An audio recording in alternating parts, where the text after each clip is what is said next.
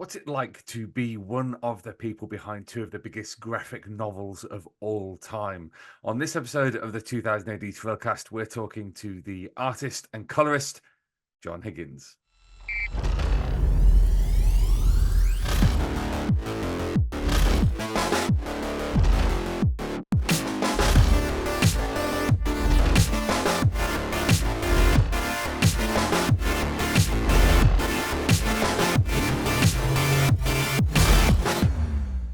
Well, Borag Thung, athletes, and welcome to the latest episode of the 2000 AD Thrillcast. I am your host, Molchar, and as I said on this episode, we are talking to John Higgins, not just an amazing artist in his own right, with a huge long list of projects, including many of my favorite stories from the history of 2000 AD and Judge Dredd, but also the colorist on Watchmen and The Killing Joke, two of the biggest and most influential graphic novels of all time. So it was an absolute joy to be able to chat with him about his career.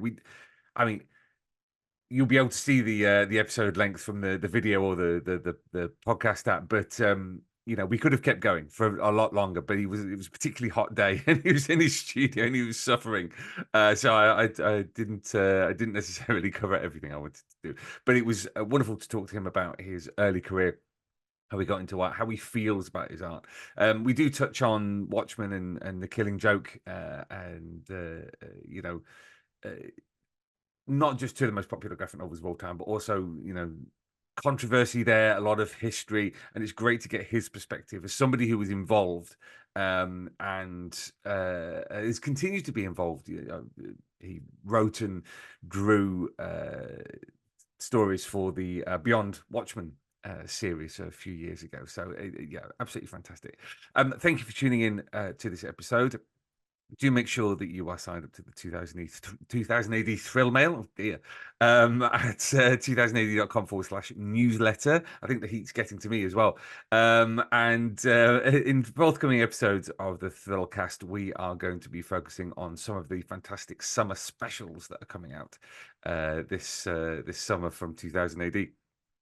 Including the sci-fi special and Misty, which very much looking forward to a revival of the amazing comic intended for girls but read by all genders from the 1970s.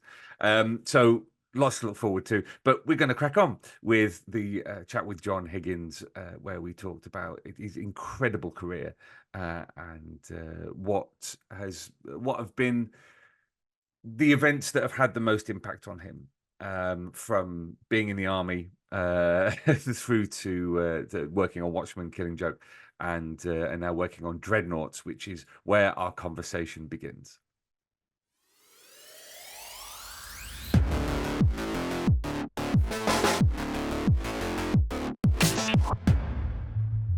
I wanted to get you on the podcast because it's been a while since we talked, and the new series of Dreadnoughts, which you're doing with Mike Carroll and Sally Jane Hurst, is running. And it seems like a perfect place to start, because one thing I've noticed, and I don't know if I'm projecting this onto the strip or not, and noticing something that isn't there, but it feels like as the strip has gone on, your panels have become busier, more kind of close up to the action and full of action. I wondered if that was a conscious thing, whether you'd noticed that, or whether it's something that is a consequence of the scripts that Mike is delivering. It's a mixture of both in a way. I mean, one of the things I've really enjoyed since Sally and I started working together, there's lots of things that she's been able to do with the colouring, and we're trying to sort of like, she always helps out in other ways as well. And it's always great when you have someone backing you up. So my approach to telling a story is slightly different to the way it was when I first started doing it. Probably as much because I can afford to spend a bit more time on the pages now, just because of where I am in my career and the distractions of trying to pay the bills and earn a certain amount of money every week type of thing. It's still there, but it's not as desperate as it was like in 2009.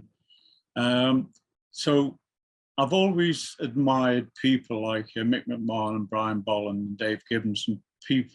Dave is slightly different in a way because he's always had a very professional approach to it, whereas in some ways you can sort of like say Mick and Brian have sort of like approached it from they've been driven in a slightly different way to the way that Dave has been driven. But I've always loved the way they've been able to put detail in. And I've never been able to afford the time to do that. So now that I've got to the stage, as I was saying, where I can afford to take a little bit longer on each page, I actually do consciously putting a bit more into each panel. And the codicil with that also is the fact that Michael writes a lot of detail because it seems like he's approaching the storytelling in this series completely different to the way he approaches it when he's doing Dredd in particular, should we say.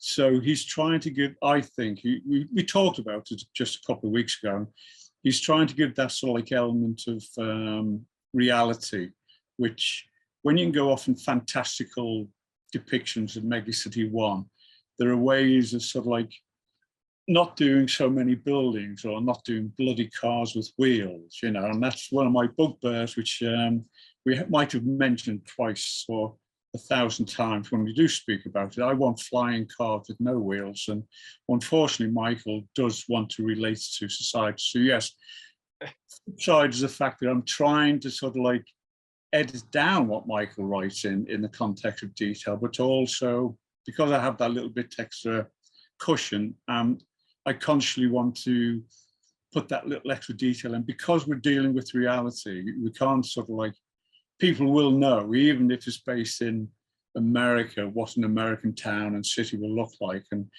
also, one of the flip sides of the whole thing of setting it close to today is the fact that we all know what an American policeman's uniform looked like. And the number of badges and buttons compared to what the judges wear it's a pleasure to start drawing the judges within this story, I must admit. Well, I mean, that's a fascinating insight because, of course, one of the things that sets Carlos's design for Judge Dredd apart is how elaborate it is in comparison to say, superheroes. But then, of course, you're coming at from the other direction. You don't want to be drawing reality, really, because, as you say, it's full of buttons and poppers and straps and all sorts. Yeah, I remember used to share a studio with Steve Dillon, and I can't remember, well, definitely there was a number of things he really hated drawing. One was a dog. And for some reason, Garth thought it'd be fun to put a dog. I don't know if he was doing it to wind up Steve, but he put a dog in at one stage. And I think, I'm not totally sure how Steve got rid of it, but I think it was probably, he always shot it from, the legs were below the panel usually.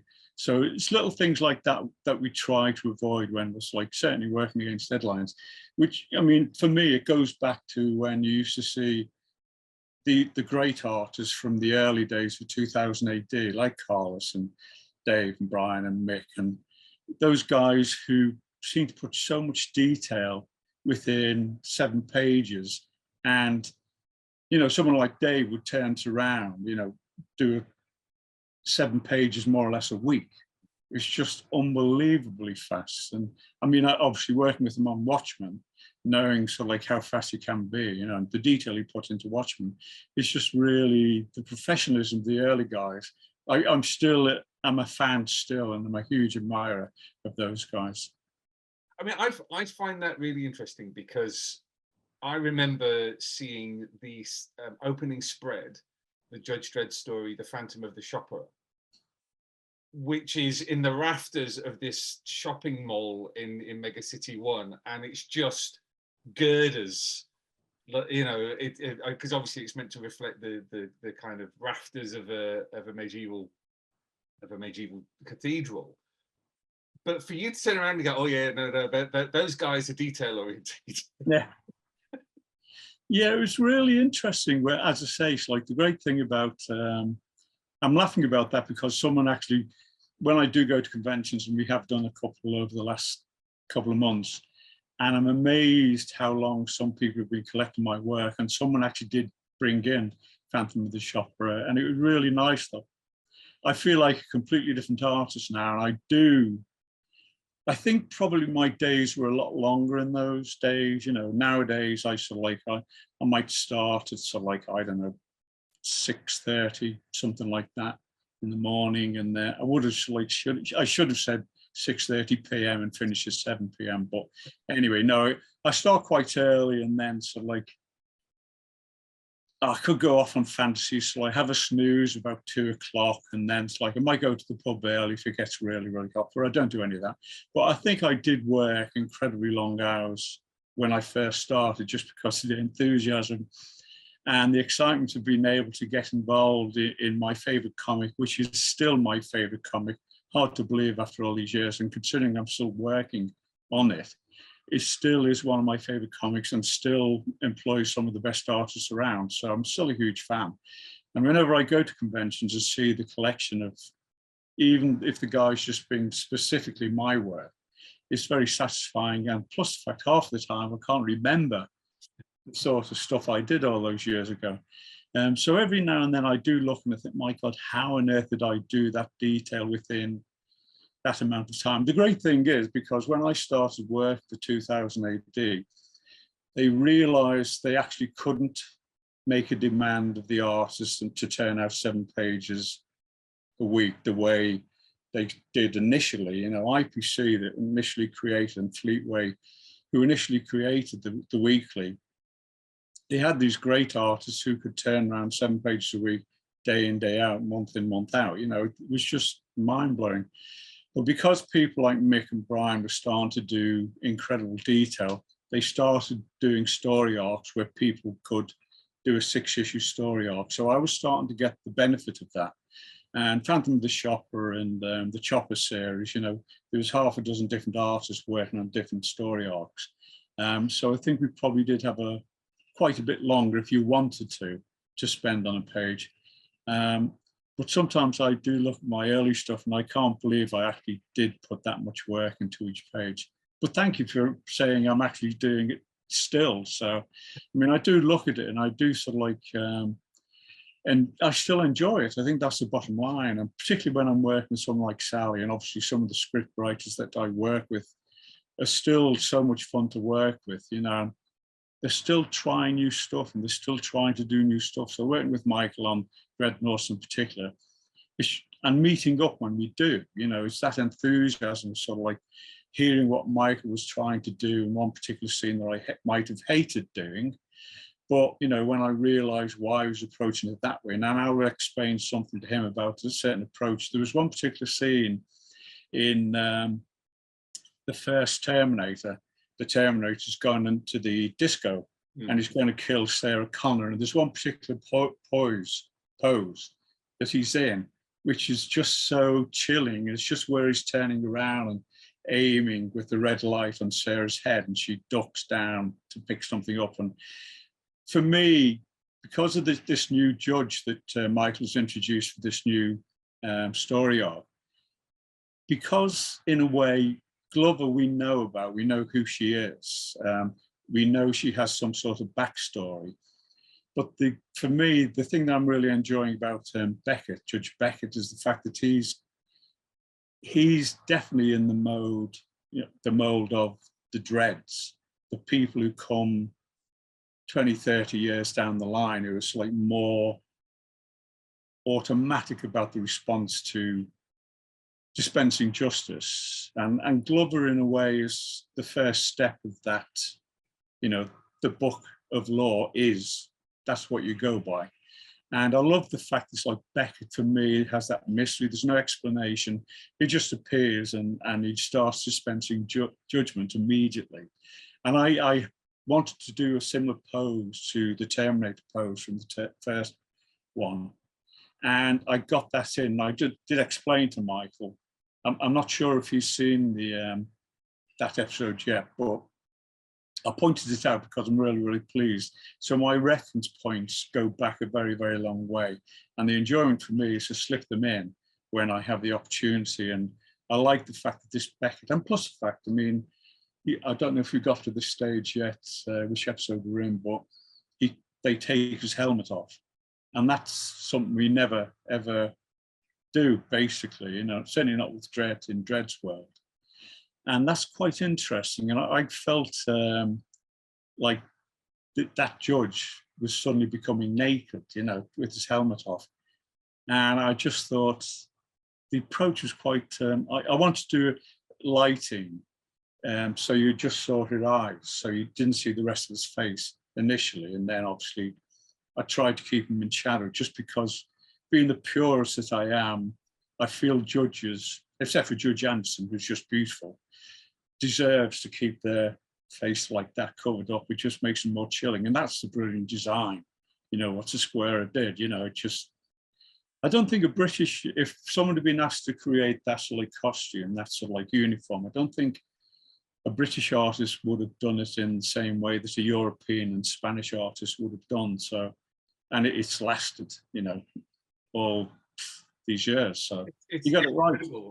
And it's such a mixture of a European view of fascism, yep, and a view of American symbols of power and you know, and how they're different, how they are the same. But yeah, it's an interesting thing. I mean, never say never, but I think you're probably right. It would be difficult for a British creator to have, I mean, to create something like that. You just have to look at John Wagner's response when he saw the initial design that Carlos had done. You know, it looks like a fucking Spanish pirate. To see actually how great that design is. And you've been working on Dredd for forgive me, decades now, and now you're at a point where you're working on a story which is the establishment of that system. How much thought have you put into things like the design? So the design of the costumes, making them familiar enough that we know where the story is going, but making it different enough that it's not, yeah, of course they're judges. I think for me, I keep having to, there's little details which I like automatically start putting in, like the gloves and the knuckle. Yeah. Initially start drawing it like the Dredd years of, you know, the uniform. So bit by bit, there's little bits I'm accidentally putting in. I do remember to, like, and Sally's very, very good at like editing me once it goes to color stage. But that's it. Probably the hardest thing is to not put too much detail in. And I think I've done some like small things, like I think I've made the badge slightly bigger in relationship to the initial designs and things like that. So it's going to be interesting to see when we do get that crossover. I don't know if I'm going to be around that long on it, or Michael's going to carry it on that long. But yeah, there's something about the Dredd uniform that just works for me as a fan anyway. And that's like, you know, Dredd is my #1 character, comics character of all time. With everything I've ever read, everything I've ever worked on, Dredd is still the one that I want to do. So when I visit it every now and then, when I go back and do Dredd, it's just so fulfilling and exciting. You know, it's like I still can't believe that I get paid for doing this. And don't tell Matt that, just in case he thinks. He might not. But shh. One thing that I kind of want to pick up on, which is it has struck me hearing you talk, is when you refer to, you know, 2000 AD when you first started there, it being your favorite comic, and you know you thinking about Bolland and McMahon and Carlos and the people who'd come before you. Because I personally, I don't think of you as second generation Dredd artist. I think of you still as first generation. Wow. Thank you. So yeah, it's kind of, I mean, tell us a little bit about your journey to working for 2000 AD, because I've referred to this before. The number of stories I've heard over the years doing this podcast of somebody going to art school or not going to art school, you know, but you started off your artistic career in the army of all places, didn't you? Yeah, I mean, it's really interesting in a way because the number of times fans, and we just came back from Inniskillen, which is a very good comics festival in Northern Ireland, and that was really, it surprised us how busy it was, how much interest there were in comics. And half the time you can imagine mums and dads coming in with kids just because there's something to do on a Saturday afternoon, because it's just a walk-in free festival, which is great. But it was so busy and we were really impressed by it all. And as I said, we had the hard, and they did go back a long, long way. And for me, it was like a reminder of like, one, how long I've been doing this, and two, some of the stuff that I worked on, I just can't believe sometimes that, well, I've forgotten it. That might be an age thing as much as anything. But yeah, I mean, one of the young people who came up asked how they can get into it. She's 13 or 14, I think she was. And when I said, well, I did go to art school, her face dropped because I don't know a reason why. I did try to explain art school. The great thing about art school is, one, it's sort of like, it gives you grounding. You get to talk to like-minded people and things like that. And I enjoyed that aspect of it, but I was a mature student, so I had a life before going to art school. And so, like, yes, I certainly did do art when I've always done art. And I was doing art when I was based in Singapore. They did night classes, and there was a great tutor who was a fellow soldier, more mature soldier. I was 17, 18, something like that. And it was just great to draw, and so, like, mix with people who enjoyed drawing.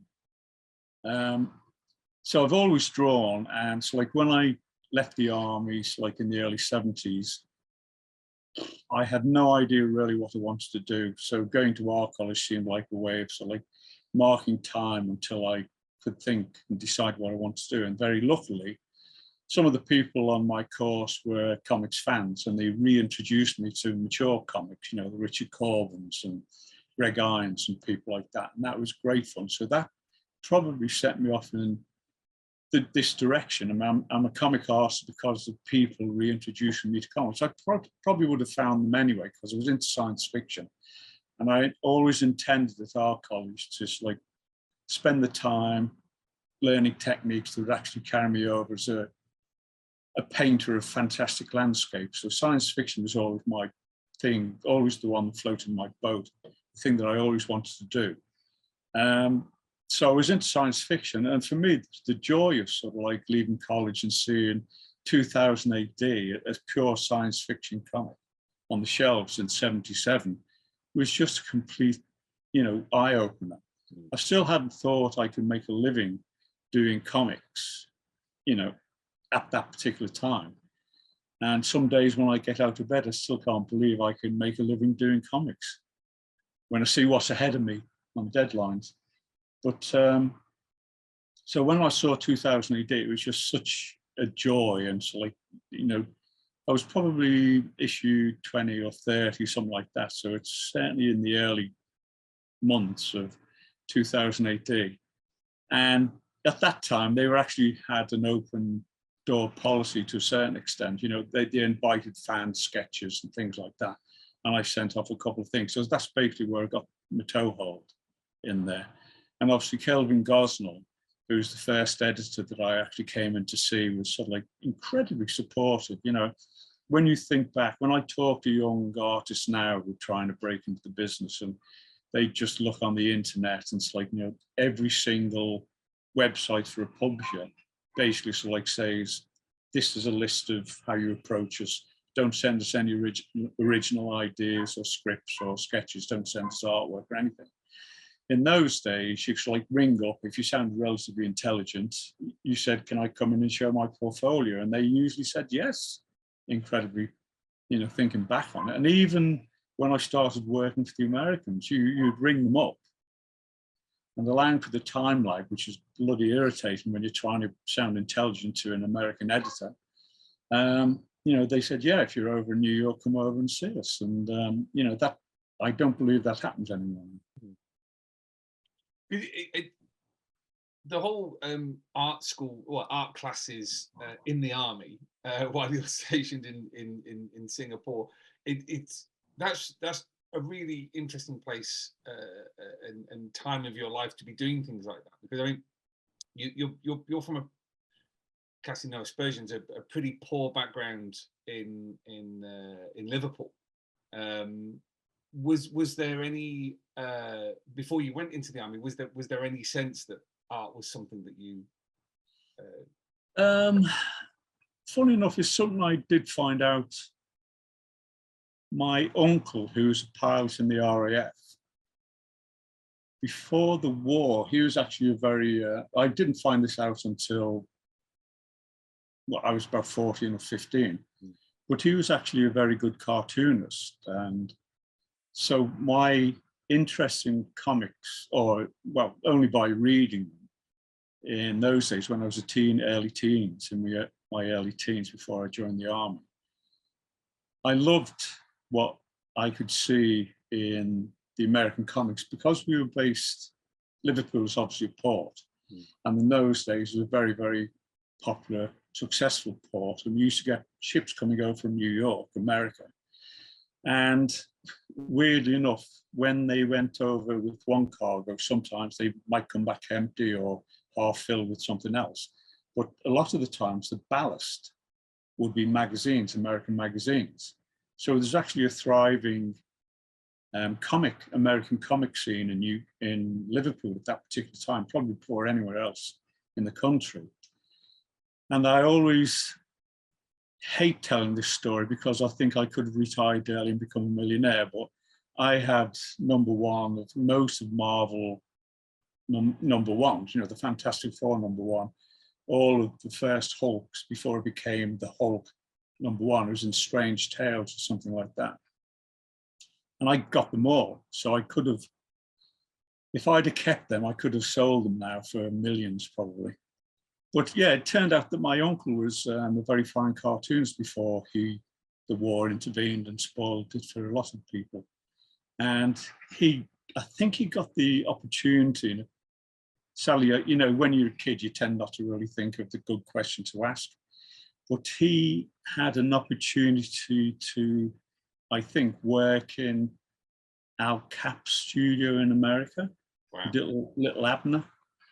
And I think he told me that when I was around 14. And actually, the reason we were talking about it was because someone had sent over some American newspapers, and they had a great comic section there with Little Abner and loads of other, Law for Nanny and all those things in. And they were just brilliant, you know. So I think that's how we started talking about it. But I was reading American comics probably from around 10 years old onwards, just because they were available. So that was probably my major introduction to comics. The Beano and Dandy you got anyway, just because they were always there. And that was great fun.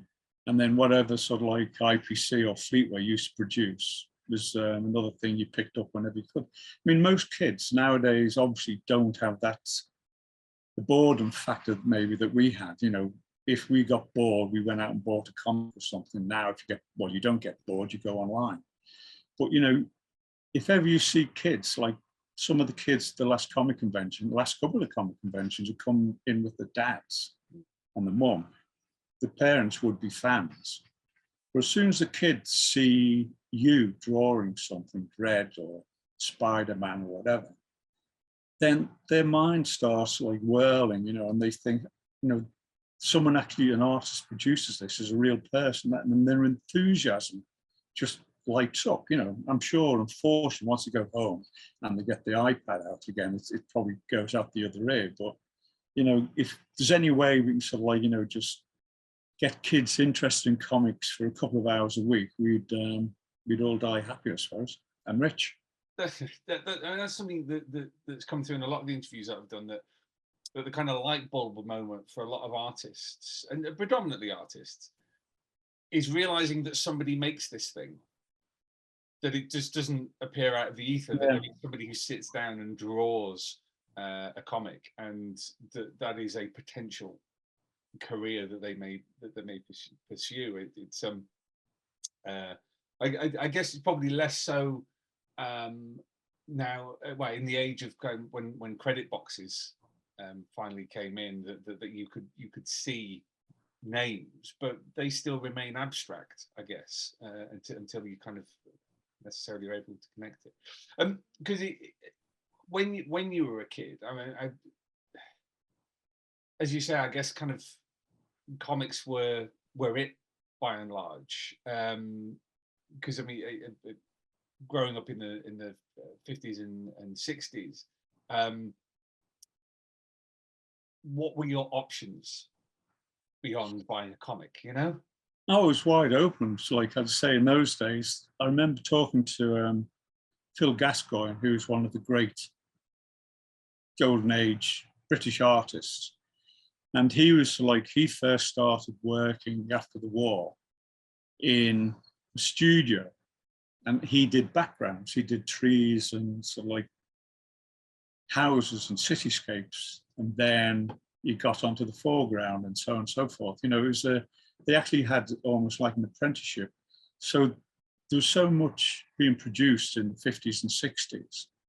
And when we got the American market coming over, particularly in the 60s, it's, yeah, I mean, you could go into any newsagent. It was just a really exciting time if you were, even if you just enjoyed reading, or if you just want to read something that worked in your mind, like science fiction or superheroes or whatever. It was just something, there's so much around that you can do. And then if you want to, football, Roy the Rovers, you know, all those things that the British teenagers in those days would have enjoyed, you know. And obviously, I think the thing that tends to happen is, like, you know, there's a period in a young person's life where it is specifically, they want to entertain themselves, you know, in those days anyway. And then once you have a peer group where you go out and meet girls, you go to the pub or whatever, then obviously, even if you're 16, 17, 18, then things change completely. And that probably happens now, actually probably doesn't happen now with games. Everyone stays in the bedroom teetotaling. But yeah, I mean, it's like, I remember talking to my friend at our college, and he knew the day of the week that's like the American comics would turn up at his local comic shop. And he used to basically be waiting until they were delivered on the doorstep. And he was probably going through them on the doorstep before the news agent actually turned up to take them inside and start unwrapping them. So there's an enthusiasm. I think some people do have that collecting gene anyway, sort of thing. And I think that's the thing that we do tend to find, you know, because of the way comics are now, and because of the spin-offs with games and movies and TV, I think people who, you know, mature people who now realize comics can tell really good stories. They're not just for kids. When, you know, from any age, you know, people will come back into comics. And a lot of the people I talk to at conventions have said they rediscovered comics because of the movies or because of the games or whatever. So I think it's cyclic, but it's certainly not, it's not collecting comics for comics' sake the way it used to be in the 60s and 70s. And I think now it's like people collect them, if they do collect them and they're of a mature age and they've rediscovered them, it's because it's like ties into something else that they're interested in. So I think it's, I think it's quite relatively healthy compared to maybe the late 70s and early 80s, you know, except once Watchmen kickstarted the whole thing all over again and made grown-ups realize comics could be for grown-ups. But there was that real bad lull at the late 70s, early 80s when, for some reason, it looks like comics were dying on their feet, but they didn't, thank God. In terms of your artistic journey, because you, I think it's fascinating that not only were you in the army, but you came out, you completed your studies at Wallasey College of Art, and then you became you took on a job which, as far as I'm aware, doesn't exist anymore, which was as a medical artist. Tell us about that, because I find this bit so incredible. I think I love anatomy, I love sort of like, that's why I drifted into comics, because I love the purity of the line, you know, and the great artists, and even the cartoon artists, you know, Dudley Watkins and British, Scottish artists. You know, you get these guys who know anatomy. It's just an automatic thing, you know. And so the figure work I've always lent towards, you know, in book illustration or in comics. That's the thing I love. And I'm always into anatomy, and I've loved anatomy, and I love the gross anatomy. And to a certain extent, that became a bit of a, not a drawback, because the best artists for me are the ones who slightly overemphasize aspect, you know, like Sam Bisley or Neil Adams or John Buscema or someone like that. They just stretch the human body in a way that is not natural. But when I went and became a medical artist, it was based on the fact, well, one, I wanted a job, and I was offered a job in the Royal Marsden Hospital as a medical artist. And in those days, as you say, it existed and was a very important part of education, because they had a photographic department, but in those days, you couldn't separate. There was too much glare. There's too much blood. There's so many different things you just could not get in to see the cleanliness of the sutures and things like that. Whereas an artist could obviously be with I suppose, the original AI. You know, we would get rid of aspects and accentuate other aspects. But now, you know, photography will do some incredible stuff. They would actually clean stuff up in a way that they can even do just at a touch of a button with the camera unit. In those days, it just wasn't happening. But so I used to go in and do, if a new procedure was being discovered or a new operation was happening or a new development was going to happen, I was the one who actually would interpret it into papers that were published in Lancet or any other well-known medical journal. And so for me, the aspect of learning how the muscles actually did work. I mean, initially, I think probably one of the very first jobs I got for 2000 AD was a future shop, where I actually did use my knowledge of anatomy to combine two human figures together. So you had 4 arms and 4 legs and whatever. And the great thing, it was I suppose in some ways, editors, once I started showing my portfolio and they saw the medical stuff, they thought, well, great, John can be the horror artist, or John can blow a head off, and you know, we can actually see the brain, and that's the medulla and all those things, you know. But as I said, it's when you start doing comics, you realize emphasizing and stretching and making things bigger or smaller and just making the human body more elastic. So knowing pure anatomy and knowing the body can't bend that way, even though it looks great in a superhero comic or a cartoon, my mind kept bringing it back to what the human body can do. And I think in some ways, it dawned on me when I was working with Garth on Pride and Joy, and he had a scene at the end of the first book where one of the psychopaths, or the psychopath in the story, is come to Patrick Kavanagh's house. I can't believe I'm remembering all these names off the top of my head. My God, I'm not going senile. So Patrick Kavanagh did something in his youth that was really threw consequences up into the future. And anyway, psychopath is after him. And he's happily married with 2 kids, and won't go into the big detail. But anyway, the psychopath has found out where he lives, and he disembowels his best friend, nails his best friend to the wall. This is Garth Ennis, funny enough. Obviously. And he nails him to the inside of the daughter's bedroom. Obviously, she's asleep in the dark. And Patrick Kavanagh goes in, switch the lights on, and there's his friend disemboweled with all the guts spilling out onto the floor.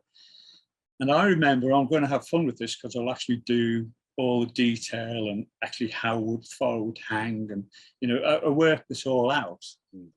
And I thought afterwards, when I saw it, it looked a bit clinical. It didn't look as bloody as it should have. I could have done so much more gross if I'd stretched and splattered and excrement on the wall and all the other things that would have made it look more gross. So I did realize very, very early on, if you're in comics, just make things bigger and better and smellier. If you had smell around, that would be good. Well, so I just want to come back to this, literally watching operations and sketching away. I mean, that must have been pretty harrowing, because you weren't that old at the time, surely. I was 22, 23, something like that. 24, maybe. And it was, weirdly enough, when you're that age, things don't bother you. I'm more squeamish now than I was then. I think for me, the biggest shock for me when I was at art college, the tutors, because of what I was doing in anatomy, and they were incredibly supportive. And they were the ones who ended up getting me the medical artist job in London because of connections and things. And then they sent me in a certain direction, but they sent me over to the anatomy department in Liverpool University. And it was just, again, that was probably one of the biggest shocks. Maybe that's why I maybe wasn't so squeamish when I saw real people being dissected and put back together. And one of the technicians showed, because people donated their bodies to be dissected. That's what nice, like-minded people who believe in science above other things thought they should do, and they did. And I was taken into this refrigerated unit that was a couple of rooms big, quite big, and there was bodies stacked, wall to wall, and they were actually lying on top of each other like lumps of wood, because they were frozen. And that was the biggest shock I'd ever had visually, sort of thing. And you try not to show it, but I was very happy to get out of that, and that was quite an eye-opener, shall we say. That was quite disconcerting. But then, going back into the clinical aspect of it and seeing the medical students doing dissections and stuff, you do learn to separate yourself from the human body that they're working on. So it was a great, and because of my age, I think you can cope with these things, and you file it in the back of your brain. And when I went to watch live bodies being dissected for health reasons, I mean, that was slightly different. The shock of that wasn't so much because you knew they were being helped, they were going to hopefully come out the other end, and they were going to be a lot better than they were when they went in. It was the smell. I mean, if you ever walk into a butcher's and you get the smell of fresh meat, warm fresh meat, that's the initial smell that you get walking in to see an operation. And then obviously it's hidden underneath antiseptic.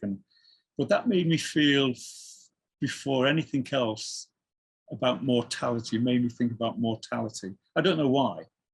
It just brings you back to who we all are. We're just part of this world around us. We are just animals, the same as everything else around us. And I think it was almost spiritual. Because anatomy is, I mean, it's not that it's a lost art, because plenty of people still, it's part of their art education, have anatomy classes and things like that. But it's something that having watched 1,000,001 portfolio reviews go on, people are always sent away with the advice saying work on your anatomy, and it's always the one weakness that people have. I mean, and yet it seems, particularly if somebody wants to go into superhero comics, they're essentially drawing. I'm going to make a lot of people angry now. A naked person in, with whatever clothes over the top that the designer has given them, but they're rippling muscles and everything. Unless you know your anatomy, there's not going to be any reality or truth to those figures unless you know how the interior work. I mean, I guess we have kind of covered this, but how integral do you think that knowledge of that has been to your career since? I think you're completely and utterly right. I mean, you sort of like, when you look at people like Alan Davis and John Buscema and people like that, who obviously know anatomy in great detail, they might know the names of the different layers of muscle and so on and so forth, but they certainly know where biceps, triceps, and quadriceps and so on are. So these guys certainly have studied anatomy in a way that probably visually, they're definitely as knowledgeable as I am. I know the gross anatomy. I know like the internal organs. I was going to say orgasms, but I think we all know about orgasms. Organisms, the bits and pieces inside anyway, even if I can't say it. So I know, I can visualize. I'm going to like, I'm undressing you now with my eyes. Your skin is peeling off. You know, you've gone down to the bone. It's like your muscles of your cheeks are like opening out, you know. So I can sort of like do that if I want to. And that has been helpful, but it's also, as I said, been helpful to forget about it. And only if I need to come back to it, that I, you know, if I want to know where the quadriceps are or the gluteus maximus is, I don't want to put them on the front. They have to be on the back, you know. So things like that, I have to double check in my mind. But the great anatomists, I mean, when you see great masters, old masters, you know, you see the stuff that they were doing. They, obviously, people like Leonardo changed things in a way, and the anatomy books were really interesting in a way because he was one of the precursors of like creating the body inside out. I don't know. I think I'm just trying to remember if any other old masters actually did dissections in a way that would actually help them render physicality. But even if they didn't, you know, what you see in the surfs, they all use models, they all use hyper-realistic representations of what the human figure can be and do. So to be a studier of anatomy, to be a figure artist, I mean, that's a prerequisite. You know, even if you're a cartoonist and you are doing cartoon figures, you still have to know how to do a body before you can deconstruct it down. And even if you look at what's happening in any great animation studio today, I mean, in the 30s and 40s, when Disney first started, he would actually have anatomy lessons. He would bring in Bambi, you know, he'd bring in a little deer so they could draw it, and then they could deconstruct it down to Bambi and so on and so forth, and Snow White. People came in and then they took it down back to more cartoony and whatever. And I think that's the thing that it's the body movement. To me, I think one of the eye-opening things for me was, I can't remember if it was John Buscema or it might have been Jack Kirby, when I looked at one of his images of, I can't remember which character it was. But anyway, if we talk about John Buscema and the way that he did Conan the Barbarian, and there's one shot of Conan so just leaning back in his chair, looking like a king. And it's just the body language. And all he is slumped back in his throne. But it's the way the head tilts and the way the hand is up, you know, and it's like the muscles are just coiled. Yeah, you know, so people like that know anatomy in a way that's like, you know, it's just blissful to think and consider. One of the aspects that I kind of noticed over your later work is the mighty punch to the jaw. And it's something that I think crops up fairly often, where somebody gets really hard punched in the jaw, and there's teeth and like a jawbone going everywhere. And I go, yep, there's his knowledge of of gross anatomy right there. Thank you. It was really interesting. I think probably for me it was Grey Suit, where Pat wanted me to, well, it was more based on reality in a way than certainly some of the Dredd I'd done. And I think sort of like for me, when we were doing grey suit, because it was quite, again, it was probably more naturalistic, similar in a way to the way I'm approaching Dreadnoughts. And so when I was doing people's heads being knocked apart, I tried to use that gross anatomy. And I remember one where, so like, we're viewing one of the characters from behind us, so like grey suit has just smashed his face off, and it's like his tongue comes out, and how far does his tongue come out, and things like that. And it was always trying to relate it to that aspect of what the human body can do. But another sort of like side research to that in a way, which is something, to understand something, I sometimes thank God for Google. You know, you do research things that you might not necessarily put in, but it just gives you that grounding. And I remember like reading about the Cray twins based in London, and they were both boxers apparently. And what they used to do, I can't remember which one was the enforcer in particular, but they used to tell the person they were about to punish a joke. And when they laughed with the mouth open, it was easier to knock the jaw off the bottom of the head. And he really made them laugh and then punched the jaw off. And that sort of like grossness in my mind so like stuck when I was doing things like grey suits and Dreadnoughts in a way. And it's great to sort of like stretch things when I'm doing stuff in Dread universe. I like to go a little bit further, but for some reason, because of the reality aspect of Dreadnought, we know how gross the body can be if it's exploded. You know, now we can see it digitally being done incredibly effectively on any gross movie, on John Wick or whatever sort of thing. So now it's like it's that sort of like the grossness is all around us. So it's most anyone now can actually do the research and see what can happen to a human body when it's exploding outwards.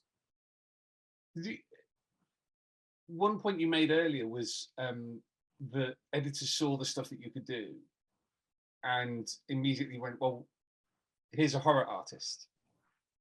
And that seems to have been the kind of body horror seems to have been something that has been a thread through your career, whether it's working on Hellblazer, which is always a fairly visceral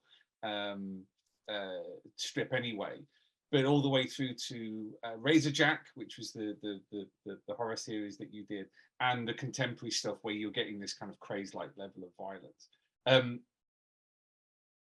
Have you thought about it like that? Those early experiences are something that have stayed with you in your career? I think the great thing about oh, definitely. I mean, everything I've done is like building up to what I'm doing now. And I think in a way I want to stay fresh. You know, if I think I'm repeating an image, I don't mind. So like if someone's being shot in a certain way, you know, there's only so many different ways you can shoot someone, or there's so many different ways you can beat someone up, you know, but I will never consciously, and I will always check my internal filing system to make sure I'm not repeating something from something I've done previously. And that's something I want to make sure I always do, because it's too easy to not necessarily rest on your laurels, because if you rest on your laurels, you're not going to be employed for much longer, because the editors are going to stay on top of things and you can't keep repeating. So I'm always very aware of my history, and I've learned so much. And the nice thing is, I think in some ways you think once, as you know, it's like, you know, deadlines are the bane of every single person's, you know, freelance life, you know, in a number of different ways. And sometimes I will achieve an effect because the deadline is tighter than I want it to be, or I might spend a little bit longer on something because on that page I have a little bit longer to work on. So there's always outside factors, you know, literally going back to your very first question about the detail that I'm doing now compared to, what I did 5-10 years ago. It really is dictated by, I have this internal clock and I can't get rid of it. I do know there's a certain amount of time, even if I give myself a very generous time to work on a page, I will not go beyond a point. It's always like that clock in the back of my brain just ticking down and down and down. There's the deadline and it's getting close and I can't justify it. If you try and sort of like spend too long on something, one, it can go off. The number of times Sally has sort of like said something like, this is one of your best pages, and we'd rushed it out because of the deadline, the schedule. And for some reason you pull things out of the ether and it works. And then it's like, you think, why can't I always be under pressure? Why do I always spend too long on something? You know, the horrible feeling when you've polished that line, when you're writing something and you've got too many words in there, so you edit them down. And then when you finally send it off to the proofreader, you've actually put 2 ands in, a couple of its that you thought you'd edited yourself anyway. And it's almost the same with, doing a line here. Now, I've just been working on something for Dredger, which Sally's working on the final episode of Dreadnoughts, and I'm actually starting on Dredger. Well, for the battle action. Yeah. So I'm working on that at the moment, and I thought while you're sort of like preparing, I'll just do a couple more lines, and I'm actually going to go back and wipe them out because there's just 2 lines too much around this kid's mouth, sort of thing. So yeah, it's just having that balance, and sometimes, knowing what you want to do and not having the time to do it, and then knowing what you don't have time to do, you sometimes think, where did that come from? And somehow, muscle memory or creative memory suddenly kicks in and you get it right, And I'm funny enough, I'm actually doing something on this, which I thought I'd give a try to, but I'm not going to tell you about it because that's another story. But I'm quite pleased with the effect. And it's graphic as well as, it goes back. If you talk to me about Dredger in next year or in the next 10 years, then I'll tell you what I was doing on this, because it goes back to the original, funny enough, one of Dave Gibbons's strips in 2000 AD, which again, being the fan that I am, it's like the early 2000 AD. And thank you again for thinking I'm part of that particular group, because funny enough, Garth said exactly the same thing. I just assumed I was the next lineup, but I'm very, very pleased to be lumped with that load. Well, you kind of came in at a certain point. You did a series of Future Shocks with Alan Moore. Funnily enough, and we'll come on to talk about the other projects with Alan Moore in a minute. And then you did a Future Shock with Peter Milligan, and that clicked, and that got you onto Dredd. How did that kind of leap from Future Shocks onto Dredd happen? Excuse me a moment while I go back to where my drink is. You can, so you can follow me. So I'm backing. For those viewers on YouTube, you get to see John's baggy pants and his studio. And I'm back again. Yeah, I have a drink now. Yeah. Well, the great thing about Pete is he was, I suppose, in a way, I don't know if he started before Garth, but I think of Pete as the next wave, which sort of like led into Garth and all the other guys that came after that point. And so like working with Pete, the great thing about like what I've been fortunate to do, and you know this feeling of collaboration, when you're talking to people about projects. The great thing about in those days, and it can still happen now, but it tends to be fewer and further between, is when you're talking to a writer about a new project, or you're talking to an older writer that's like you started something new with, and meeting up face to face, rather than getting a synopsis and then an outline and then a script, even though you can give feedback over the phone or Zoom or whatever, when you're sitting there and it's like face to face and he says something and you say something and then you both cross over and come back, and it's just so exciting to have that collaboration. And I just really enjoyed that aspect. And that was, for me, was one of the most exciting things for me starting my career at that particular juncture in the comics world, should we say. And I met up with Pete, and we had a couple of things we were doing. One was, can't remember what it is now. Oh God, my mind is going. But yeah, going back to the Future Shock, I think the Future Shock came before the series I did with him. Freaks, I think the series, that's it, Freaks. Yeah, I think the Future Shock came before that. But I certainly know that the Future Shock we did definitely led into my first Dreads.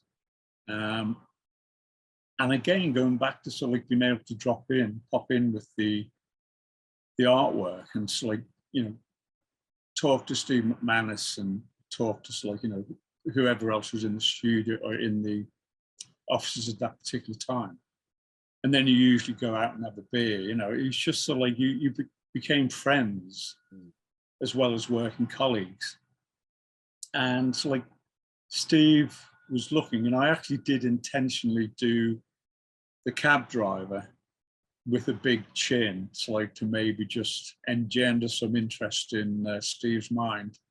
And it appeared to work. And, you know, the line work I was doing, and I was getting confident in doing line work because I was a color artist. That's where I came from. That's what I practiced. That's what I spent 3 years at art college doing, practicing how to paint. And so to do line work, that was sort of like my learning curve was on 2000 AD. And the fact that like I was paid to learn how to do something, it's just great kudos for, you know, the people at 2000 AD who employed me when I really wasn't competent enough to do really good line work. But now in those days, whenever I see the people now, even the new guys who are doing in 2000 a year in magazine, I mean, they all look so completely finished. You know, there's no one who looks half-arse or half-amateur. I mean, when I look at some of the Future Shocks, I mean, you can see all my mistakes on the page sort of thing. And it's just really almost embarrassing to look at them now. I think it's important to know you can see your mistakes. No, that's true. Not necessarily the case for anybody else. But I mean, you know, Beggar's Banquet, which, you know, looking at it now, to my eyes, looks incredibly polished and detailed. You know, you have a very intense cross-hatching style and way of creating shadow. Contrasting that within, I mean, not very. How long was it? Well, it was like 2 stories later. You're doing Russell's Inflatable Muscles, which is pure comedy. Oh. So you've gone from, you know, dark muties eating people all the way through to comedy in the same section, and in the middle of that, you've got Letter from a Democrat, which is one of those landmark stories. I mean, that's quite a lot straight out of the gate. Thank you. No, that was. I was very lucky because of Future Shock. They allowed me to like learn stuff, and there's certain things that. The great thing for me is like, again, sort of like going back to the people I used to meet, you know, Gary Leach and people like that. You know, we used to go into 2000 AD the same time. We were a joint package as a visitor anyway, you know, and obviously he got VCs and other things very soon. And like we used to talk about technique, we used to talk about what brushes we were using, we used to like swap brushes, you know, if you tried this one, if you tried that one, and felt tips and so on. And it was such a learning curve, and actually having people like Gary Leach around and talk to in particular, it was such a joy, you know, not only socially, but also technically. I learned so much. And sort of like the great thing about Beggar's Banquet, I started to feel I was getting what I wanted to do. I could like balance the solid blacks against the white and against the rendering, and so like getting the characters about right. And so like it was great fun to do. And then again, because like the inflatable muscles, it was just, I knew that was going to be more cartoony. And the great thing about going in and talking to Stephen McManus was the fact that, you know, I sort of said we could do this like almost like a Tom and Jerry cartoon type of thing, and he was up for that. Yeah. So I knew I could actually, I could do the pages a lot faster, which meant I got paid more, which is always important, and it fitted the subject matter. So I've always tried to like use a technique that fits the subject matter. I'm giggling to myself now because Sally keeps telling me, stop. I'm not going to swear because she's too ladylike. She wouldn't swear, but she says, stop doing something new. I like trying some new techniques. And the way I'm doing the line work in Dreadnoughts, I'm trying a new technique, which is actually really, really pleasing for me. And one of the guys, one of the fans who came to Inniskillen actually did notice and pointed out, which is actually quite nice. But yeah, I mean, the great thing about like what 2000 AD were doing, you know, you get such a style of different artists. So I could find my own particular style. And the weird thing is, doing it for 40 odd years and I still haven't found my own bloody style. One day I'll get it right. But it's quite often the thing that comes through, whether you like it or not. I tend to find, you know, I've done various interviews over the years where a creator has tried to do something different, and it's just it's not that it's looked the same. It's just that there's a way that you draw that will always come through. Yeah, no, I completely agree. What you do, and that's the kind of difference between having a style and aping whatever style you feel you want to. Because one is aping it, and the other one is actually, you know, something that is developed. But I mean, you look at your work on Dredd, and it's quite you're on the strip quite consistently for a number of years. Was while other things, which we are going to come on to to talk about in a minute, while other things were happening, was there a sense of loyalty to 2000 AD, of commitment, or was it just that, you know, you were getting that kind of regular work because you did Freaks with Peter Milligan, you were doing Dredd, there's various other strips you were doing as well. So, you know, what was your mentality regarding work at that time? I think the major incentive for me was when my accountant said, you should be earning a lot more than this. The great thing about 2000 is the fact that they've always given me stuff that's new and interesting. And to actually be able to do something with a new young writer like Pete Milligan or Garth Ennis or whatever. I mean, I did quite a few Judge Dredd strips with Garth Ennis, and he was the new kid on the block. And that enthusiasm comes through. I mean, I sort of like feed off the enjoyment or the enthusiasm of the people that I work with, like Sally, Mike, you know, Garth. And so like you talk things through and they give you an insight. And that's the great thing. It's never just been a job for me. And that's the thing that I find with a lot of artists, a lot of people don't come into comics to make money per se. They want to make a living, which is great. I mean, if you can make a living, then that's the icing on the cake. But there's so many people I've met at conventions and things who might have a second job. Touch wood, I've never had a second job. All I do is comics and illustration. That's my job. And thankfully, I do it day in, day out. And that's where I wanted to continue. So 2000 AD has always had my loyalty because they've been very loyal to me.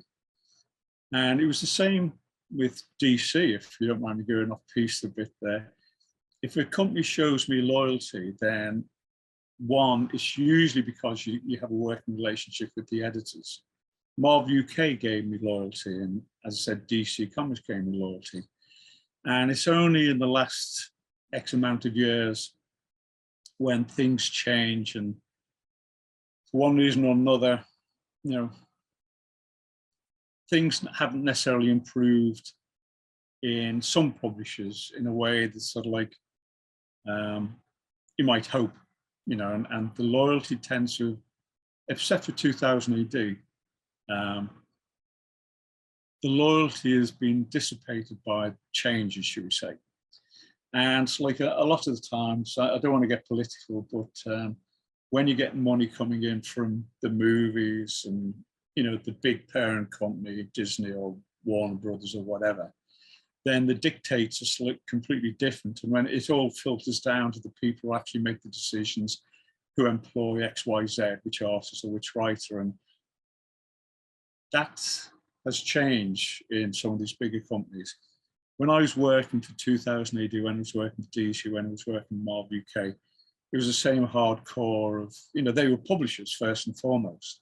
Now they're just a small adjunct of a massive multimedia company. And sadly, they tend to be treated as such by some of the bigger companies. Thankfully, it hadn't happened at Rebellion in 2000 AD in the magazine. But yeah, it's definitely the loyalty of the company overall. Yeah, individual, you know, loyalty as well. You know, because it's so fascinating to hear you talk about that. When obviously there's an elephant in the room that we haven't really tackled, which is Watchmen.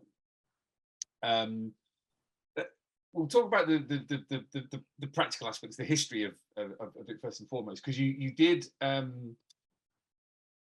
the colors on Red Planet Blues, which is the only ABC Warriors story that's not written by Pat, and it was written by Alan Moore when you were coloring Steve Dillon's work. Were you I mean, you mentioned this already. Were you sharing a studio with Steve by this point, or was that later? That was a lot later. Right. Steve was sort of like doing loads of work, obviously, for 2000 AD, and he was based in London. He tends to like, how should we say? He used to do a lot of editorial meetings in pubs with Tom Frame and like-minded 2000 ADers, should we say. And so like I was just moved to Luton, and I had a studio in Luton, and a home studio. And it's not necessarily the most ideal working environment if you've got a young family, as I had at the time. But Steve, obviously his parents were based in, his family based in Luton. This is before he went to Ireland for a while. So he used to come home regularly to see his parents, and he used to come around to the studios the studio I had at home in Luton, and that was great fun. He was so talented, you know, he always has been so talented. You know, if someone, it's like when you see someone who's a long distance runner, they could only ever be a long distance runner. If you saw someone who could only be an artist, you know, a comic artist, that would be Steve Dillon. You know, there's something about the way his mind worked, his hand-eye coordination, the way he told stories. And I actually learned quite a bit, you know, so like from just watching Steve work. So we worked, he would do the pencils, and it seems incredible now, but I painted over the pencils, inked and painted over the pencils.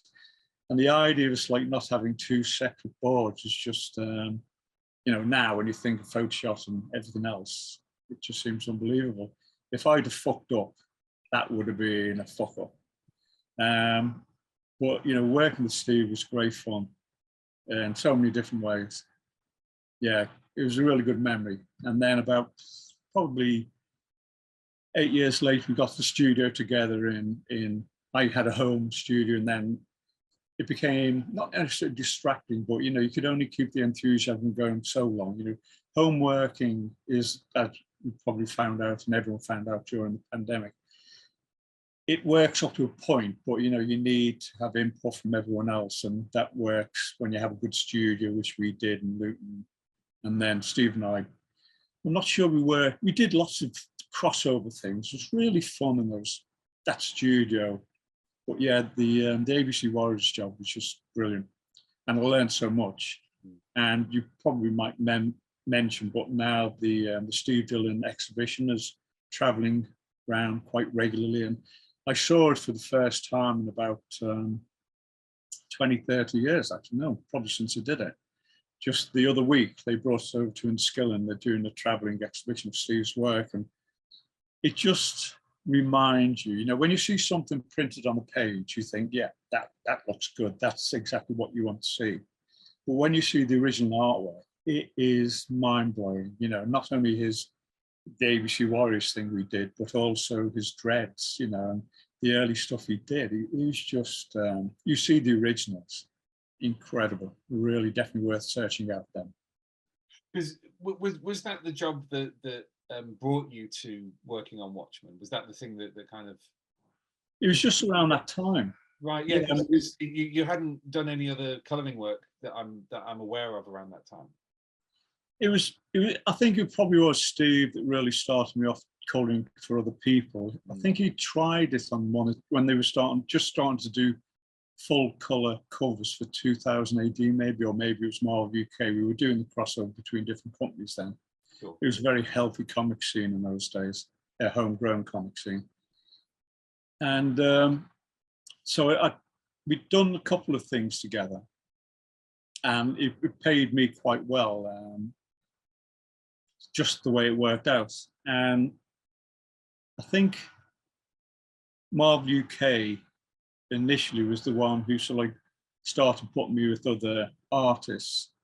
So I think I coloured Dave Gibbons for one of the covers for the Doctor Who Monthly, and I coloured Captain Britain cover with Alan Davis around that time as well. It's all, I'm not sure if it was they were starting to give me blue line in those days, or whether I worked over the pencil and inks.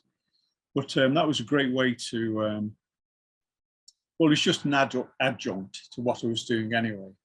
And obviously to work with, like, you know, it's like a script writer in a way. It's like, you know, if you have your story and then it's in black and white and, you know what you think you're going to do, if you could draw, give it to the artist, then they interpret it, they add the extra detail here, the extra detail there, and it becomes something, a synthesis of two. And it's the same when I'm given a drawing pencil ink thing from Dave or Alan Davis or Steve Dillon. I mean, all the hard work's been done and I just have fun. And that was the learning curve for me.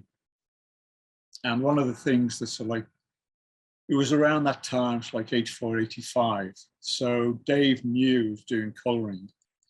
And that's where we got that connection with, me and Dave got the connection, and then that led on to Watchmen. My voice is going, I'm afraid. Sorry.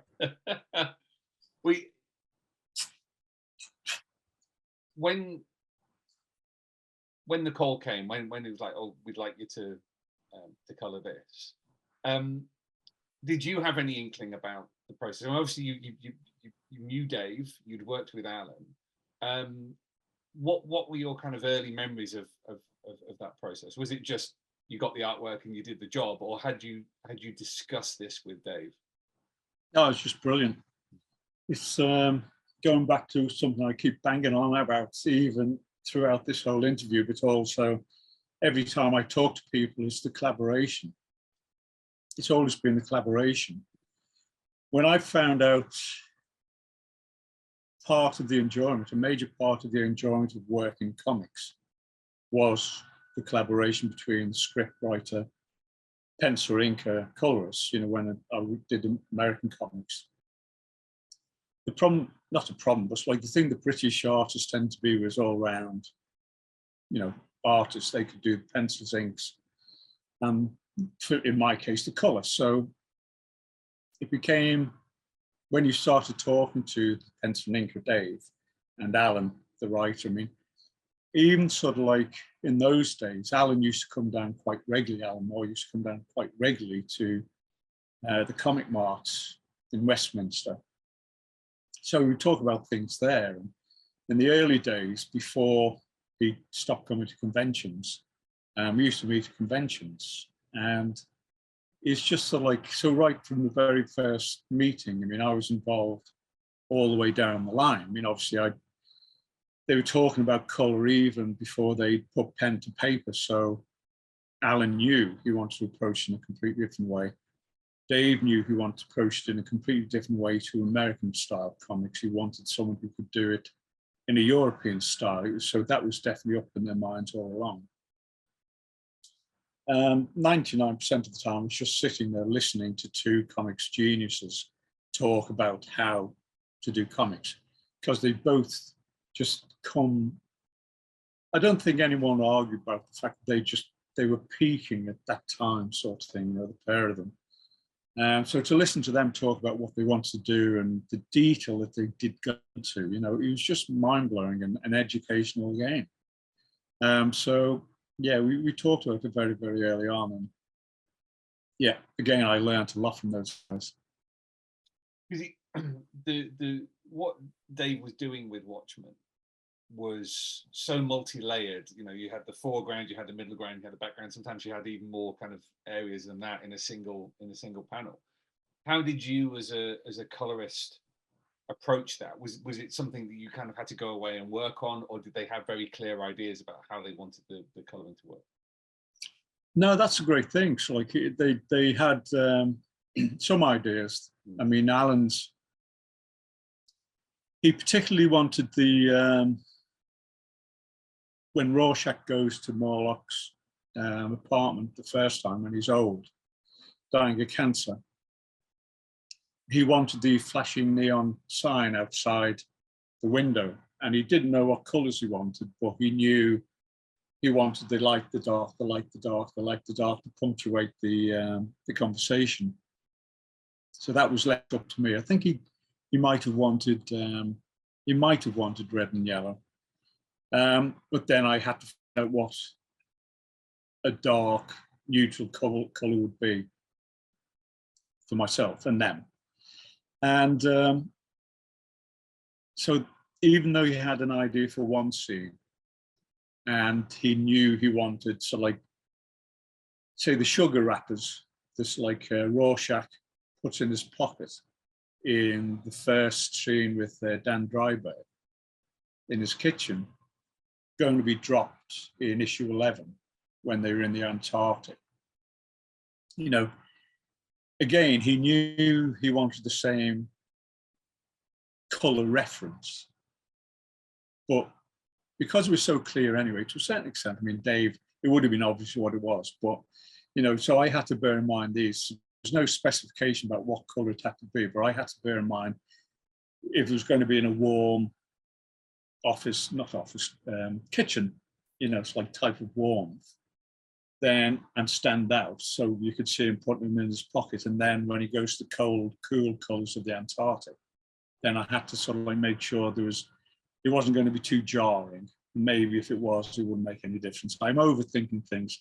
That's the problem when you start thinking about the Watchmen. So like suddenly, even now, I'll rediscover stuff because of the way it was created, because of those two comics geniuses who actually sort of like had so much input. And Alan being the sort of writer he is, he just crammed all these metaphors and different ambient points of view, and Dave did exactly the same thing.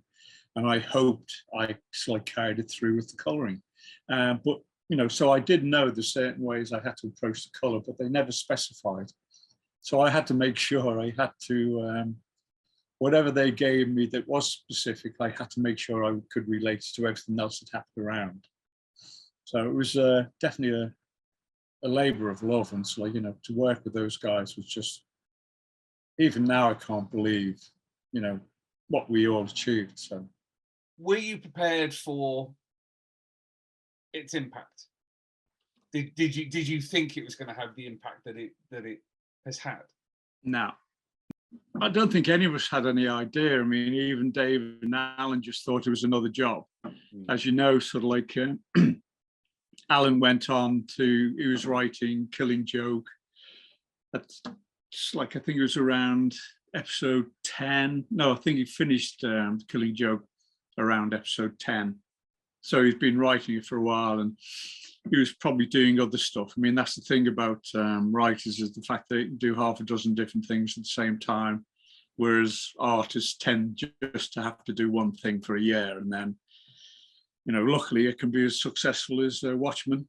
And so I can't remember, I was doing lots of other things, because just being the colorist, or being only the colorist, it was I was probably doing some 2000 AD stuff. I might even have started the 1988 annual, even though it didn't come out for obviously a couple of years after that. Yeah. But yeah, we were doing. It was just a really exciting period for me creatively, and yeah, it just worked so incredibly well that particular period. So yeah, I mean, it's sort of like the being involved with something like Watchmen. I mean, I think Dave suddenly started getting ideas when, you know, when you first go over to America. I think he was half the way through Watchmen. He might have done San Diego part the way through the run, so when he was 6 or 7. And he was starting, people like Howard Chaykin and people like that were coming up and introducing themselves to Dave, whereas that's before he was introducing himself to everyone else. So I think that's when you realize that maybe I'm doing something right. But he got this wonderful, it's probably in as one of his books, where he got this wonderful, I think it was a Walmart carrier bag, and it had a sort of like a smiley face on it. And Archie Goodwin had drawn a blood splatter on it. And it's like written on the bag, you know, Dave, something, something, something, incredible, keep up the good work type of thing. And I think it was starting to dawn on probably Dave and Alan before me. Maybe Dave, I think Alan, you know, because he had so many things going on. Dave has always been the keeper of the flame in a way for Watchmen. He's always had his eye on the ball, and, you know, he's always been sensible and businesslike. So I think Dave really got a sense of it before anyone else. And then obviously when DC Comics started coming over to UCAX, the comic convention in those days, and taking us out for dinner, I mean, you know, the idea is like, that's something that never happened in British comics in those days, you know, getting an expensive dinner. That was rather educational for my palate as well as my pocket, I suppose.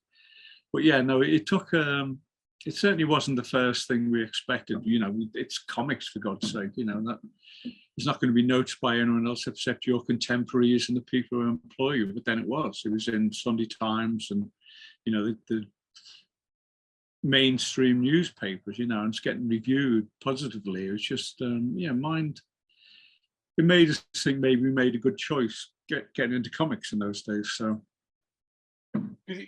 you talked earlier about loyalty and company loyalty, and Watchmen is one of those kind of flashpoints of the notion of loyalty with ownership and royalties. And I don't want to get into kind of, you know, what Alan says and what DC say. But from your perspective, I think in a previous interview that we did, you said, you know, you owe a lot to Alan and Dave being the ones agitating for recompense, and that's something that you've benefited from. Yeah, I mean, so like, excuse me for cheering, I've got a throat pastel, and I didn't realise I'd been talking this much on Thursday afternoon in the scorching heat. I should have you outside, and I should be in a sun lounger.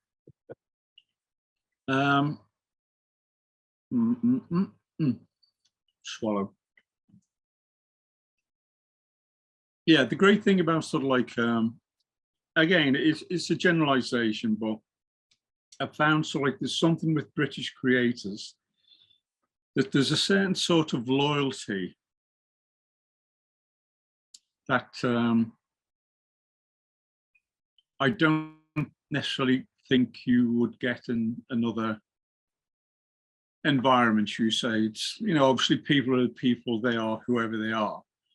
But there's something about the British creators that I've noticed across the board with everyone I've dealt with, is not only the generosity, they're never the one in, you know, however sort of like these things balance out, however the sort of like the money shakes fall down sort of thing, there's an honesty I've found in my collaborators in Britain that haven't necessarily found in other fields.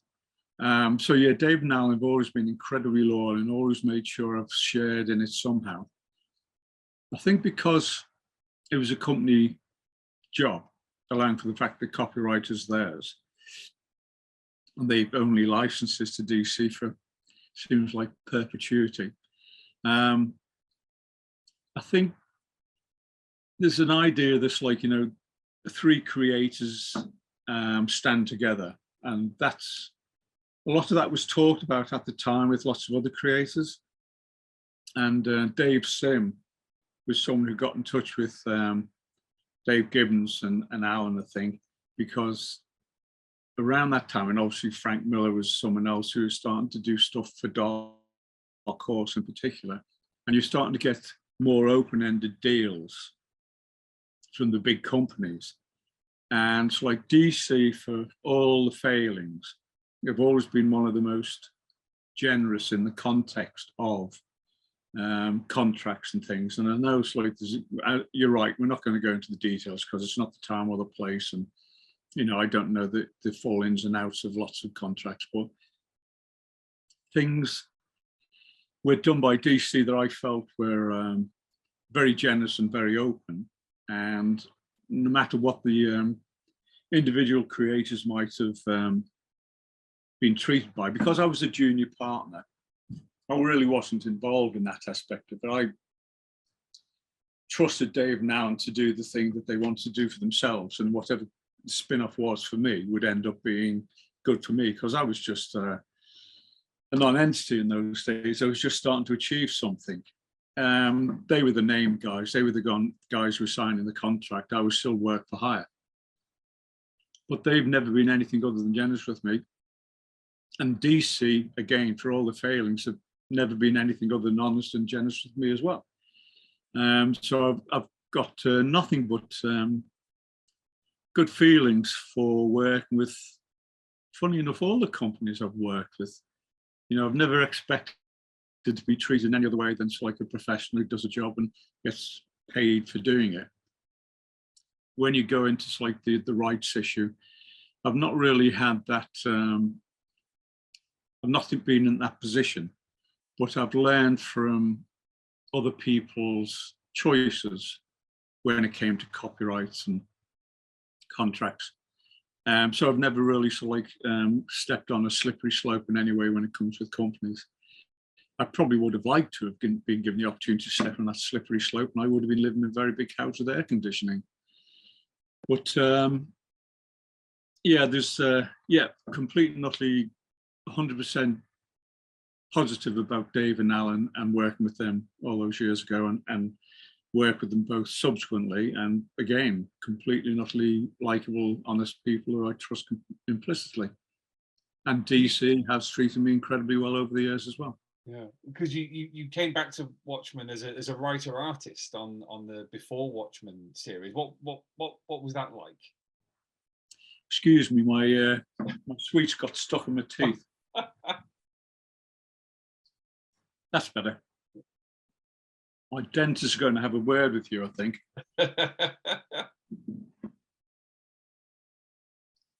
Well, that was it, the loyalty of GC. You can debate about the fact that they had a cash cow, and they were certainly going to milk it with Watchmen and Killing Joke. But Watchmen, in a way, was something that was so unexpected in a way. I mean, when we did the Absolute Edition, when we digitalized the color, the great thing about that was they wanted the same team together. And then Alan was still dealing with DC, mainly from a distance, and Dave was doing all the talking things around and getting things done because of the way Dave worked, which is like he works within the company to get the best he possibly can, and he certainly did. And this is when, for the first time ever, I might also say, but the first time ever, it's like, Dave and Alan made sure I shared in a way that I hadn't up to that point. I do talk about it in my book, and I actually think, I'm not sure if I did an editorial for DC at some stage, but basically sort of like, because they were doing the Absolute Edition, they sort of like said, Dave and Alan said, we want the same team together, not interested in giving anyone else a credit, except for the separators, who did an incredible job separating the colour separators. They were a studio, they were acknowledged for their work. But there was not going to be any other colorists involved, colour artists involved, except for me. And because of the contracts in the early days, they had nothing in place to reward the colour artist, no matter how successful something might turn out to be. But when the Absolute Edition was going to be made and digitalised, it was going to give a different impetus to what they did with the project, which what they did with Watchmen, the Absolute Edition and all the subsequent new editions. So Dave and Alan made sure I got a better contract, basically, from DC. And I can't thank them enough for doing that. They, you know, it's that sort of like the negotiating point. There was no negotiating point. You either give John Higgins, the colour artist, a proper contract, so you get some reward for the success, or else it ain't going to go ahead. You know, not many artists would have, not many creators would have done that, but Dave and Alan did. And again, it's like, it goes back to my my consideration for their support and loyalty over the decades, which is incredible. And then when we got to the stage of doing after the movie, obviously that was the game changer for DC and for Watchmen.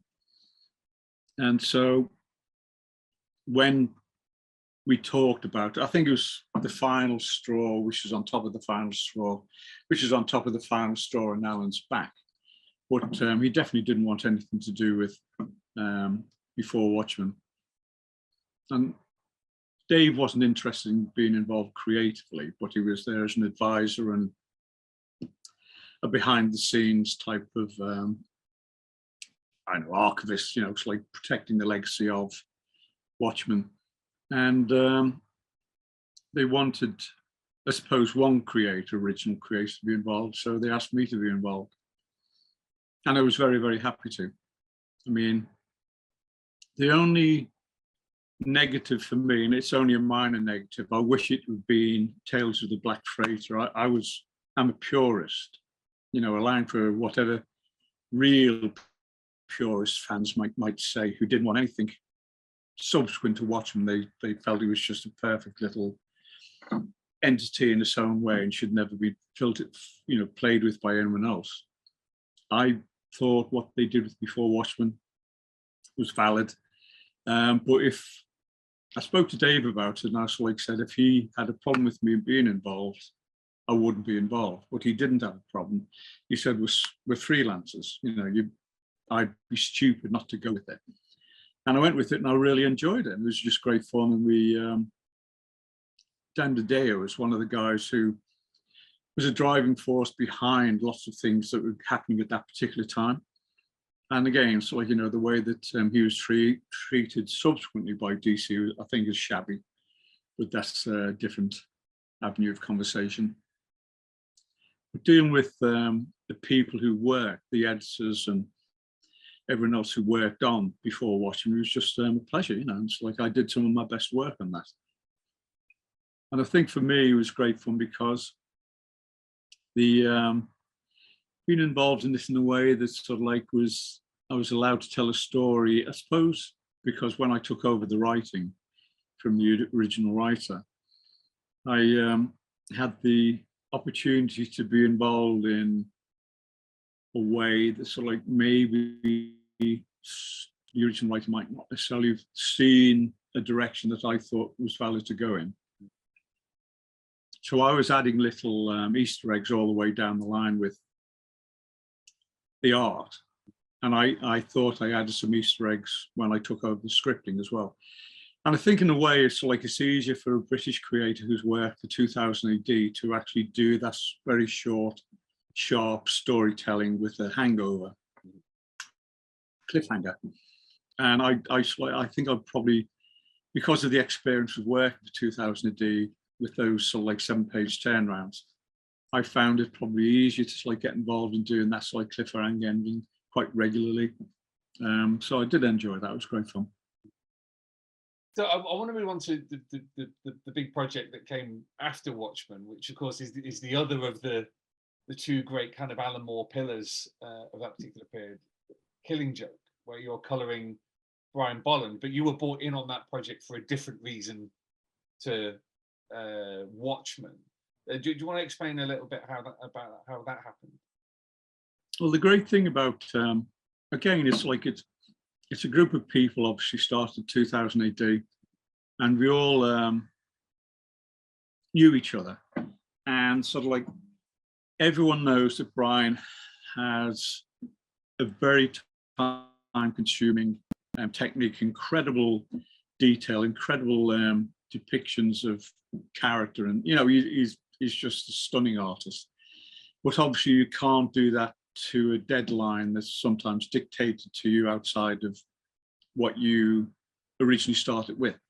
But because the Batman movies at that particular time were starting to achieve something creatively interesting, the story that I heard at the time, and I might be completely and utterly here saying completely wrong, I don't really know, but this is the one I keep telling, was the fact that they wanted to turn it out a lot faster than Brian did.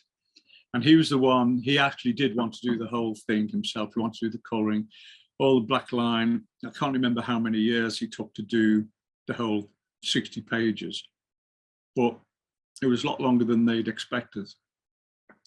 And because Batman was starting to, the sales of Batman comics were starting to sell in the hundreds of thousands. And it's hard to believe now that comics would sell hundreds of thousands. But they wanted to capitalize on that, and they wanted to capitalize on the fact that Alan was such an incredible hot property, incredibly talented writer. And obviously Brian being as top as he is of his game, they want to use them as the best strength at the height of the market. So I was brought in to work to a really tight deadline. And I spoke to Brian about it, and I said, I'm quite happy to do what we did with Dave and come and talk to you and speak to you about it in detail. And he said, no, there's no reason to do that. Just carry on doing what you're doing. And coming from Watchmen, I thought I'd approach it that way. And reading into it is I felt it was more the Joker's story than Batman's story. So I wanted to approach it from his mad aspect, the psychedelic aspect of what, if you could just peer slightly through his eyes, what you might see in life. And, if you're going to be a psychopathic murdering maniac, he does make the world look quite pretty. So that was my approach. And I knew Brian did want to do more muted. I know he might have mentioned it at the time, but I just didn't have the time to think about it. If we'd have had digital colouring, then we could have done anything we want. And he would have done it himself anyway. We would have done it a million different ways. But because I was doing full colour over blue lines, and then the black plate was printed on top of that, I had to get it right first time. And I knew what I'd done on Watchmen was right. So I was going to make sure I did every single brushstroke was exactly the right brushstroke that was going to be reproduced perfectly. And that's what I achieved. And that was my approach. And I'd still do the same thing today. That's my story. Because the Ultimate Killing Joke edition that came out a few years ago, Brian had the opportunity to do his own version, what he would have done. Is that difficult? Having your work having been, yes, it was under particular circumstances, but it had been your work that had been the colouring for so long, to then have that redone and it to be quite radically different. Was that difficult? Never really thought about it that deeply. It doesn't affect me at all. I hide all these feelings deep down. No, the only shock I got, funny enough, Brian and I have talked about it subsequently. The only shock I got, because I never shared in the success of Watchmen, the same way that I shared in the success of Killing Joke as I had with Watchmen. And whatever happened to DC subsequent to me doing Watchmen and then doing Killing Joke, I did tell them at the time, I'm not going to just do a coloring job. I want to be paid properly. I want to be paid generously. I want to be paid if it's a success. And I was promised that they would. And for one reason down the line, I've banged on at them on and off for the last 30 odd years. Why aren't I getting paid for the success of Killing Joke? And whatever. Too detailed to go into. I did touch on it in the Absolute Edition. And again, with the generosity of DC, which obviously didn't cost them a penny, I told them my story and how much it pissed me off. The fact that, one, I didn't get properly paid for it. And the other thing that pissed me off was the fact that when I walked into Waterstone's bookstore and I saw a new edition of Killing Joke, I thought, oh, brilliant. And I thought, hang on, the only credit I get on the cover, the only reward I get is being credited on the cover, and they've taken it off. Well, that's a bit shitty. Why have they done that? And anyway, it turned out I didn't do it. Someone else called it, called Brian Bolland. So that pissed me off in so many different ways. For the ill manners that they actually, no one could be asked. I think you can hear I'm getting slightly bitter here because I can't swear. I don't think I've sworn once throughout the whole thing, so up until now. But no, it really pissed me off, the fact that no one could be bothered from editorial. The biggest selling Batman graphic novel in history, and no one could be asked to tell the original colorist, no, sorry, Brian wants to do it himself. And I would have been fine with that. But to discover it on the bookshelf, I thought, well, fuck you. Really, really pissed me off no end. So other than that, got no hard feelings at all. Well, it's interesting that you had a part in these two major projects, which established Alan's place in the firmament, and you've had your own. You've ploughed your own furrow through comics as not just as an artist, but as a colorist, as a writer artist. Aside from the kind of obvious, pleasure to take part and be a part of it and all this and the other,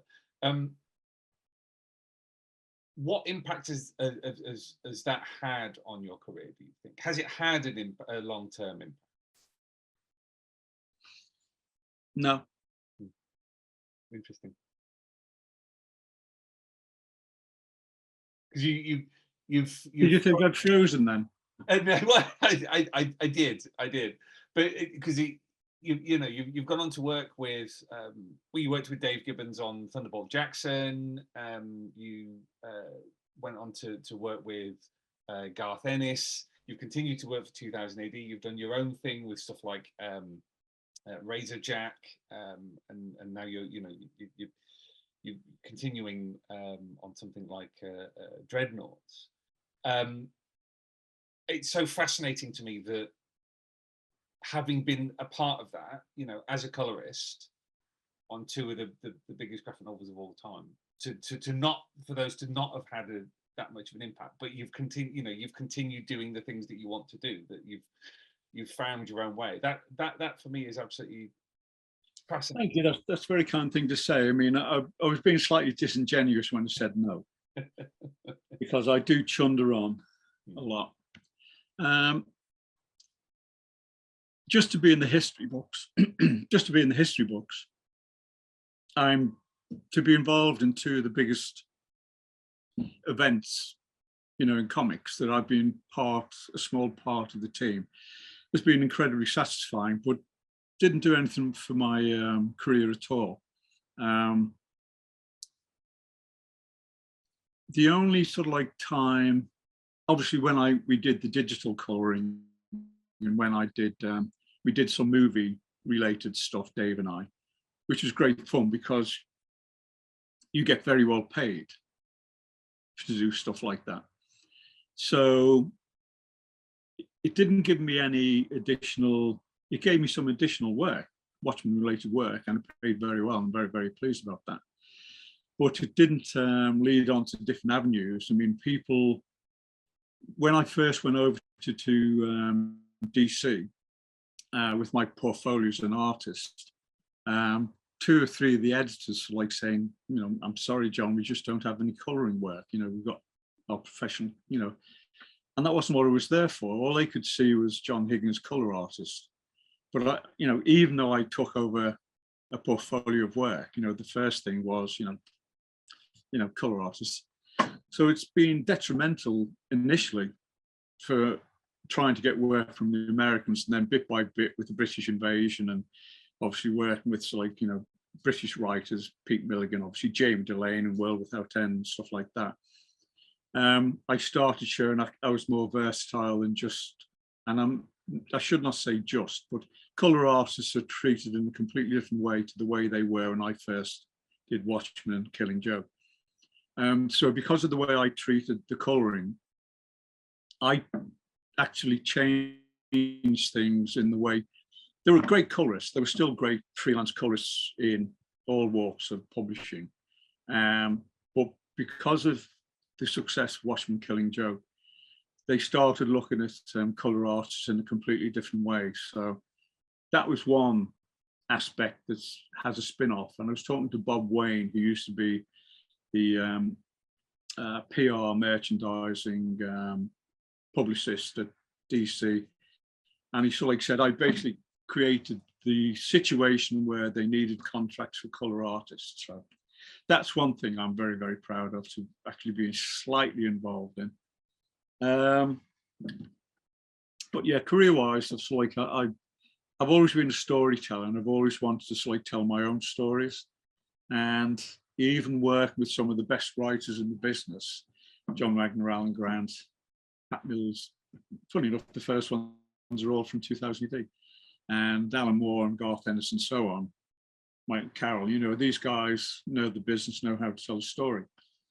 I still want to tell my story. So Razorjack was one of the things when I went off and started to do my own storytelling with my own character. And that was great fun to do. And it's had had a minor life as running concurrently with the sort of work that I do to pay the bills. And obviously, I'm still enjoying doing all the stuff I do for 2000 AD. And I'm still looking forward to doing the next Judge Dredd, you know, it's like, you know, because he is still my #1 character. So doing all the other things I've done outside of being a colour artist has been an aspect of my career that the spin-off from Watchmen and The Killing Joke has just been another story to my career in a way. So yeah, I mean, it's like I can be happy with my CV, should we say. I'm very, very pleased with my CV. But yeah, it's really weird. You know, it's like an actor, you're only as good as your last job. You know, if you start not doing as good as you were originally, then people notice and you won't get employed. The phone won't ring. So I always need to be better. You're in your 70s now. Am I? Yeah. Pretty sure. Oh. Yeah. I don't keep count anymore. For a moment there, I thought, crap, have I got that wrong? But no, you're just being modest. And I mean, you've had a remarkable career, but you're. It seems to me like you're still talking about, you know, you mentioned the next thing. You're still thinking about the next thing. Has retirement ever entered your mind? No, I mean, it's like, to me, my heroes, it's like people like Will Eisner and Joe Kubert. And Joe Kubert was like half the way through before Watchmen when he passed away at the drawing board. And Will Eisner was working until his mid-80s, and he was working with DC as like a managing editor for a very, very long time, well into his late 70s, early 80s. And, you know, whenever you meet them, whenever you talk to them, whenever you see the work that they were doing, they were still sort of like, they still had an idea of the next thing they wanted to do, you know. So that's, for me, is what I want to do. I mean, I love telling stories. You know, if I could find, if there are ways of sort of like, no, I like what I'm doing. There's so many different ways of approaching a story. Steve Dillon had a saying of sort of like which I won't go into in full detail because it's not necessarily appropriate, but he had a way of liberating the hand. You probably know about it, but let's keep it between us. And he had a way of liberating the hand. And if I had a way of liberating my writing technique or my hand in the same way that Steve did, which basically involves a lot less work than it does for me now, I might go down that route. But I only think a genius like Steve Dillon could liberate the hand in the way that he liberated the hand. And is there an ideal for you in terms of, you know, if there was an input, is there a project? Because you've done your own stuff, you've collaborated with lots of different people in lots of different ways. Is there a project that you're like, I'd love to be able to do this would be like my ideal kind of thing?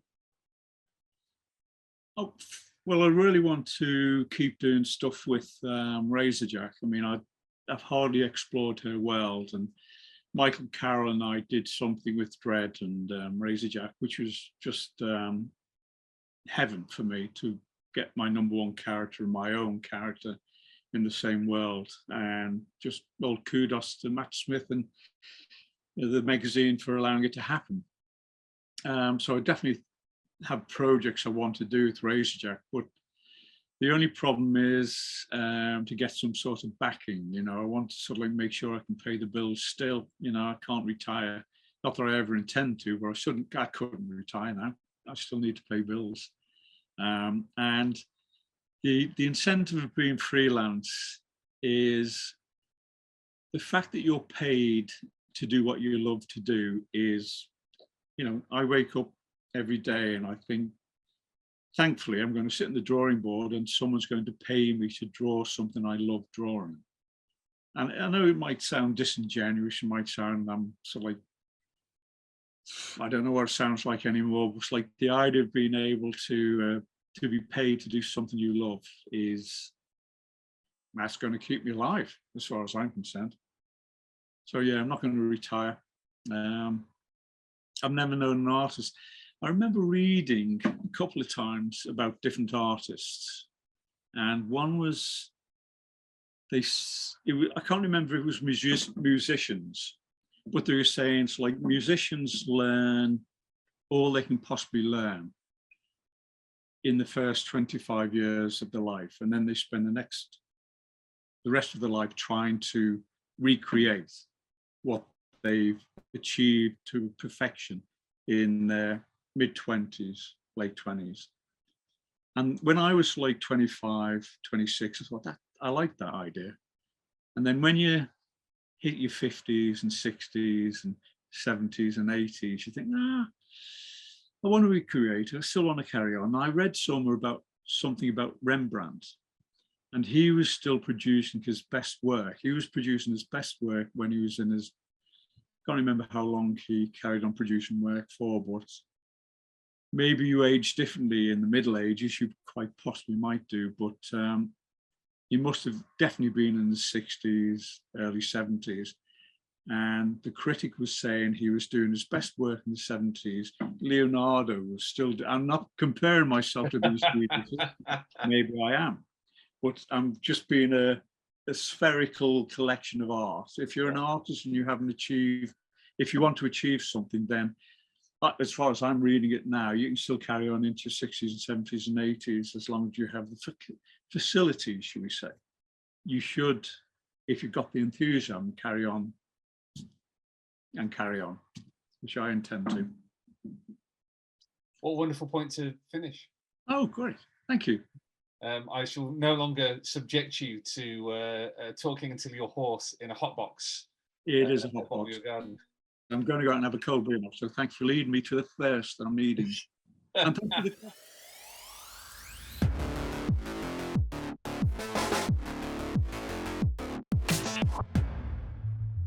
Once again, a massive thank you to John for such a fascinating and in-depth conversation about his work.